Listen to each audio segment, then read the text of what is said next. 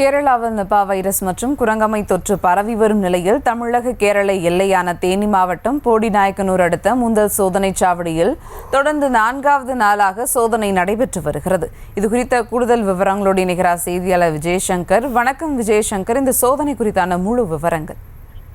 சுபா, கேரள மாநிலம் மலப்புரம் மாவட்டத்தில் கடந்த ஒரு வாரத்திற்கு முன்பு நிபா வைரஸ் தொற்று காரணமாக ஒருவர் உயிரிழந்த நிலையில் குரங்கம்மை தொற்று நோயும் பரவி வருவதால் கேரளா மாநிலம் முழுவதும் சுகாதாரத்துறை சார்பாக தீவிர மருத்துவ கட்டுப்பாடுகள் கடைபிடிக்கப்பட்டு வருகிறது. இதனைத் தொடர்ந்து தமிழக கேரள எல்லைப் பகுதிகளிலும் தமிழக சுகாதாரத்துறை சார்பாக மருத்துவ குழு கண்காணிப்பு பணியில் ஈடுபட்டு வருகிறது.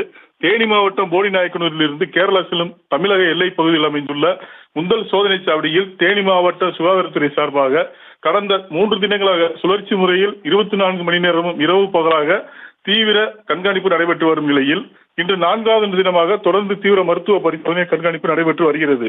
கேரளா இடுக்கி மாவட்டத்தில் இருந்து போடிமெட்டு மலைச்சாலை வழியாக ஏராளமான வாகனங்கள் வந்து செல்கின்றன. இதனால் பகல் இரவு 24 மணி நேரமும் தொடர்ந்து கேரளாவில் இருந்து வரும் வாகனங்கள், பேருந்துகள், கார்கள் மற்றும் வேன்களில் போன்றவர்களில் வரும் பயணிகள் அனைவரும் காய்ச்சல் பரிசோதனைக்கு உட்படுத்தப்பட்டு தமிழகத்திற்குள் அனுமதிக்கப்படுகின்றனர்.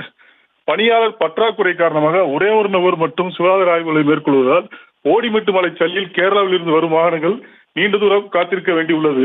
பெரும்பாலும் சனி ஞாயிற்றுக்கிழமைகளில் சுற்றுலா பயணிகள் கேரளாவிலிருந்து தமிழகத்திற்கும், தமிழகத்திலிருந்து கேரளாவிற்கும் அதிக அளவில் வந்து செல்வதால் வாகனங்கள் அதிக அளவில் வந்து செல்கின்றன. இதனால் பணியாளர்களை அதிகரித்து ஆய்வு பணிகளை தீவிரப்படுத்த வேண்டும் என்று இப்பகுதி பொதுமக்கள் கோரிக்கை விடுத்துள்ளனர். சுபா,